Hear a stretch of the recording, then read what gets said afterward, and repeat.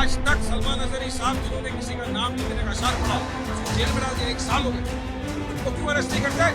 संवैधानिक पलटने की बात करता है। जो बोला मस्जिद में घुसकर चूम चूम के मारेंगे, आएगा तो टांग पे, जाएगा तो स्ट्रेचर के ऊपर ही। बता दी अपने ताकत, हम चाहते संविधान देंगे अभी जाके।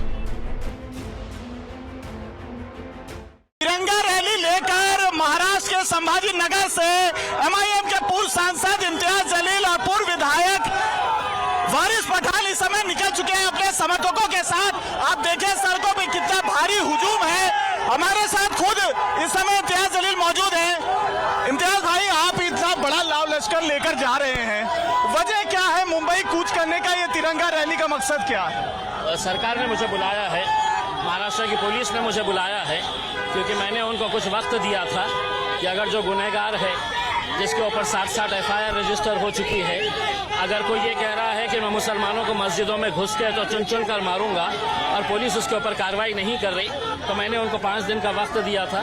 अगर ये वक्त के अंदर अगर तुमने कार्रवाई नहीं करे तो 6ठे दिन से मैं मेरी कार्रवाई की शुरुआत करूंगा, और उसी का नतीजा है उन्होंने कार्रवाई नहीं की। इस वजह से मैं यहाँ पर आया हूँ उनको एक संविधान की कॉपी गिफ्ट करने के लिए, ये बताने के लिए कि देश कायदे कानून और संविधान से चलेगा, तुम्हारी गुंडागर्दी से नहीं चलेगा। सरकार का कहना है वो एक जो है क्रिमिनल प्रोसेस है, कानूनी प्रोसेस है, एफआईआर दर्ज हो चुके हैं, जो कानूनन कार्रवाई होगी वो की जाएगी। मुख्यमंत्री ने कहा है आज फिर से। किस ज्ञानी मुख्यमंत्री ने कहा? ये वही मुख्यमंत्री है जिसने वो रामगिरी के बारे में उसके बाजू बैठकर ये कहा था कि मैं तुम्हारे बाल को भी धक्का नहीं लगने दूंगा। ये मुख्यमंत्री कायदे कानून हमको सिखा रहे हैं। कायदे कानून हमको भी बहुत अच्छे तरीके से समझ में आता है, उसमें बहुत ज्यादा ज्ञान हमको बांटने की जरूरत नहीं है। मस्जिद मंदिर के अंदर घुस के हम मारेंगे करके जो मैं कभी नहीं कहूंगा, क्योंकि मेरी संस्कृति और मेरा मजहब इजाजत नहीं देता। मुझ पर आप कार्रवाई नहीं करेंगे? क्या देश के अंदर 2 तरह के कानून है? तो सरकार पे क्या ये जो तुम्हारे प्यादों को छोड़े हुए ये कुछ भी बोलेंगे और हम सुनने का काम करें? बहुत हो गया सुनने का। लश्कर लेके आए हैं हम पूरी ताकत के साथ यहाँ पर आए हैं और हुकूमत को आगाह करने के लिए आए हैं। वो कोई और होंगे जो तुम्हारी बातों से डरते होंगे, तुम्हारा सुनकर घर पे बैठते होंगे। हम संघर्ष करने वाले हैं, लड़ने वाले हैं। तो क्या मुंबई में आप आजाद मैदान जाना चाहते हैं? वहाँ पर आपको एंट्री की अभी तक कोई इजाजत मिली है? पुलिस प्रशासन की तरफ से कोई एश्योरेंस मिला है? मैंने कोई परमिशन मांगा नहीं है।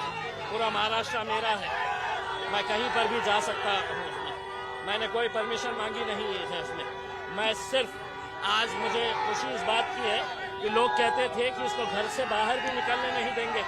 मैं औरंगाबाद से निकल के थाने तक पहुंच गया हूं, वो थाने जो मुख्यमंत्री का घर है, यहां तक पहुंच गया हूं इतना बड़ा काफिला लेकर। तो आप कह रहे हैं मुख्यमंत्री को चुनौती देने की कोशिश कर रहे हैं? नहीं दे रहे हैं, हम उनको एक संविधान की कॉपी लेकर आए हैं उनको देने के लिए कि साहब इससे देश चलने वाला है, संविधान से, दादागिरी से और आपका ये जो जाति धर्म के बीच में जो दरारें पैदा कर रहे हैं, दंगे करवाने की आप सोच रहे हैं, उससे देश नहीं चल सकता, राज्य नहीं चल सकता है। शिवसेना का ये कहना है, शिंदे गुट के जो नेता हैं उनका ये कहना है कि एमआईएम और उद्धव ठाकरे के बीच में डील हो गई है, महाराष्ट्र का किसी भी तरीके से माहौल खराब करना है, इसी वजह से आप मुंबई की तरफ कूच कर रहे हैं इतने बड़े लाव लश्कर, इतने हजारों की भीड़ लेकर।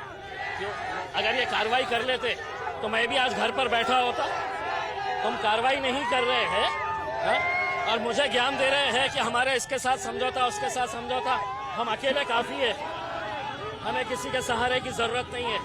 तो ये शिंदे के जो पिद्दुआ बोल रहे हैं ना कि इनका सेटिंग हो गया, इनका ये हो गया, तो उनको एक बात समझ लेना चाहिए, हमको किसी के सहारे की जरूरत नहीं है। सवाल इसलिए भी उठ रहा है भाई क्योंकि आपने प्रपोजल एक दिया था महाविकास अघाड़ी को कि लोकसभा चुनाव में हमें साथ नहीं लिया, हमें बी टीम कहा जाता है बीजेपी का, हम दोबारा मौका नहीं देना चाहते हैं, हमें साथ में असेंबली इलेक्शन में ले ले। इसीलिए शिंदे गुट के जो नेता है वो सवाल उठा रहे कि कहीं कोई म्यूचुअल अंडरस्टैंडिंग। हमारे को आज तक कोई पॉजिटिव रिस्पांस नहीं दिया है, तो हम पूरी ताकत लगाएंगे महायुति को हराने के लिए भी। और महाविकास अघाड़ी अगर सीधे रास्ते पे नहीं आई तो उनको भी लोहे के चने चबाएंगे इंशाल्लाह। अब प्रकाश अम्बेडकर तीसरे फ्रंट की तैयारी कर रहे हैं, वो क्या करना है वो उनसे पूछिएगा। क्या आप तीसरे फ्रंट में जाने की कोई इच्छा का ऐसा कुछ? कोई आया हमारे दर पे तो हम कबूल करेंगे, किसी के पास अब जाएंगे आएंगे नहीं। अब आपकी ये पिक्चर क्लियर हो गई है कि एमआईएम अपनी लड़ाई खुद लड़ेगी महाराष्ट्र में। देखिए अभी इलेक्शन डिक्लेयर नहीं हुए, अगर किसी को लगता है हमारा कुछ वजन है, हमारी कुछ ताकत है, तो वो आएंगे, बात करेंगे। ये जो आपका काफिला है क्या वाकई मुंबई जाके रुकेगा? क्योंकि मुलुंड टोल नाके पर पुलिस भारी जो है संख्या में वहां पर मौजूद है। उनका कहना है कि हमें परमिशन नहीं दिया गया है इम्तियाज जलील जी को और वारिस पठान जी को मुंबई में एंटर करने का। मेरा राज्य है, मैं भारत का नागरिक हूँ, कहीं पर भी जा सकता हूँ।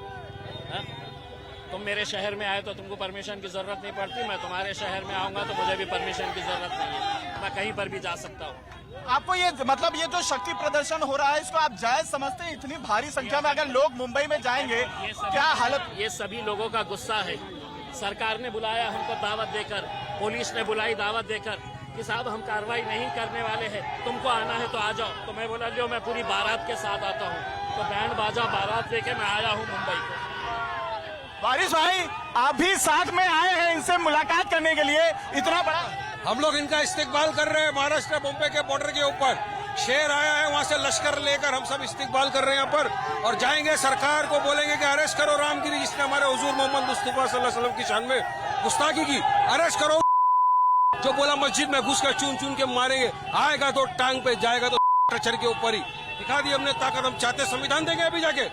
देश संविधान से चलेगा, कायदे कानून से चलेगा, किसी की दादागिरी से धांधली से नहीं चलेगा। हम चाहते हैं कि इनको अरेस्ट किया जाए और सरकार को मानना पड़ेगा कि हम भी यहाँ के शहरी है। अगर वारिस पठान बोलता तो अंदर जाता। आज तक सलमान अजहरी साहब जिन्होंने किसी का नाम लिए बिना अशार पड़ा, उसको जेल में डाल दिया, 1 साल हो गए, और इनको क्यों अरेस्ट नहीं करते? संविधान इक्वालिटी की बात करता है, इसलिए हम जाएंगे, संविधान देंगे और उनको सिखाएंगे कानून कायदा किस तरह से आपको पालन करना चाहिए। आखिरी सवाल, मुख्यमंत्री कैबिनेट मीटिंग ले रहे हैं, लगातार मुंबई के मंत्रालय में बने हुए हैं, क्या मुख्यमंत्री से मिलने की कोशिश होगी? क्या रूपरेखा होगी? संविधान की कॉपी आप लेकर आए जैसा कि आप कह रहे हैं। सुबह से उनको ये तो समझ में आ गया है, तो एक बहुत बड़ा काफिला महाराष्ट्र से निकला है, उनको अपना कर्तव्य याद दिलाने के लिए, तो वो कर्तव्य याद दिलाने के लिए हम आए हैं। उनको समझ में आ गया है, हो सकता है मेरे जाने से पहले उस संविधान की कॉपी को धूल लग गई अगर होंगे तो पोंछ पाछ के पढ़ना शुरू कर दिए होंगे। आपने जवाब नहीं दिया, मुलाकात करेंगे सीएम से? अगर मुलाकात किसके लिए? उन्हीं के लिए आए हैं। हम तो चाहेंगे कि उन्हें आए और ये पब्लिक को फेस करे। अगर सही मानों में मुख्यमंत्री है, सबके मुख्यमंत्री है, तो आए यहाँ के पब्लिक को भी फेस करे। ये थे इम्तियाज जलील, जिनका साफ तौर पर कहना है कि मुख्यमंत्री से मुलाकात करने के लिए ही ये पूरी की पूरी लश्कर इतने समर्थकों के साथ यहाँ लेकर पहुंचे हैं। संविधान की एक कॉपी लेकर आए हैं क्योंकि इनका कहना है कि मुख्यमंत्री बायस हैं, वो सही तरीके से न्याय नहीं कर रहे हैं, और जब तक न्याय नहीं मिलेगी ये लश्कर यूं ही मुंबई की तरफ रुखसत होता रहेगा। और अब समय आ गया है ताकत दिखाने की, तो ये उस ताकत का प्रदर्शन भी कर रहे हैं।